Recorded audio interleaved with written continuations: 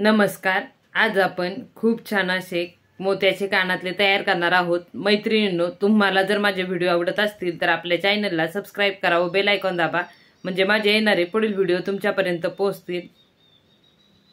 मैत्रिणींनो, आपण येथे मोत्याचे मणी घेतलेले आहेत, म्हणजेच पांढऱ्या कलरचे मणी घेतलेले आहेत, मोती घेतलेले आहेत।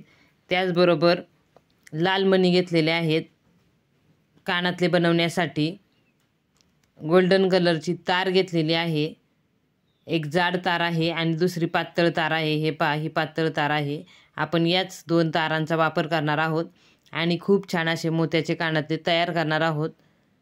हे पहा, मी अशी एवढी तार, एक अंगठा इतकी लांब अशी तार कट करून घेतलेली आहे।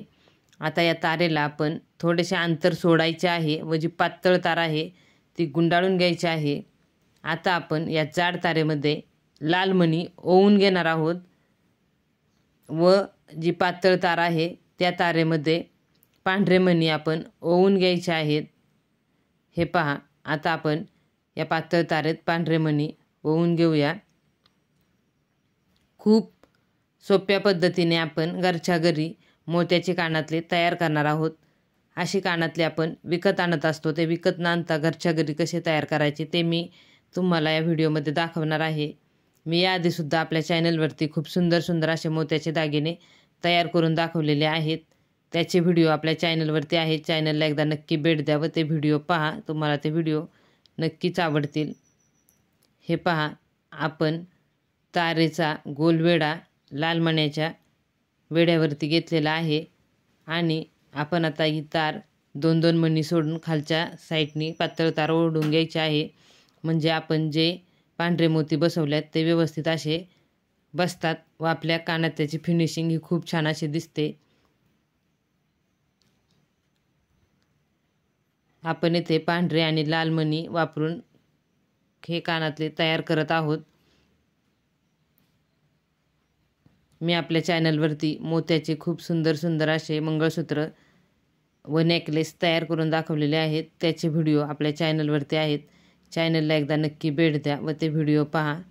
आपण आता ही एक्स्ट्राची तार आहे ती कट करून घ्यायची आहे व या कानातल्याची जी जाड तार आहे ती एक साईडने दुमडून घ्यायची आहे, म्हणजे ती कशातही अडकत नाही। व्यवस्थित अशी आपण ती दुमडून घ्यायची। आता यामध्ये आपण छोट्या साईजचे 3 मणी ओवून घ्यायचे आहेत। तुम्ही येथे गोल्डन मण्याचा सुद्धा वापर करू शकता। मी फक्त पांढरे मणीच वापरलेले आहेत आणि वरच्या साईडला आपण ही तार दुमडून घ्यायची, म्हणजे आपल्याला ते कानामध्ये व्यवस्थित अशी बसवता येते। आत्तापर्यंत आपल्या चॅनलला ज्या माझ्या मित्रमैत्रिणींनी सबस्क्राईब केले त्या सर्व माझ्या मित्रमैत्रिणींचे मनापासून खूप खूप धन्यवाद। असाच सपोर्ट करत राहा, व्हिडिओ पाहत राहा व आपल्या जास्तीत जास्त फ्रेंडला व्हिडिओ शेअर करा। चॅनलला सपोर्ट करा व सबस्क्राईब करा।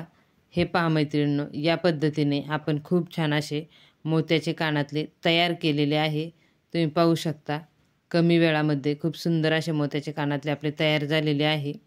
आजचा हा मोत्याच्या कानातल्याचा व्हिडिओ तुम्हाला कसा वाटला मला कमेंट करून नक्की नक्की सांगा। व्हिडिओ शेवटपर्यंत पाहिलात यासाठी तुमचे खूप खूप धन्यवाद।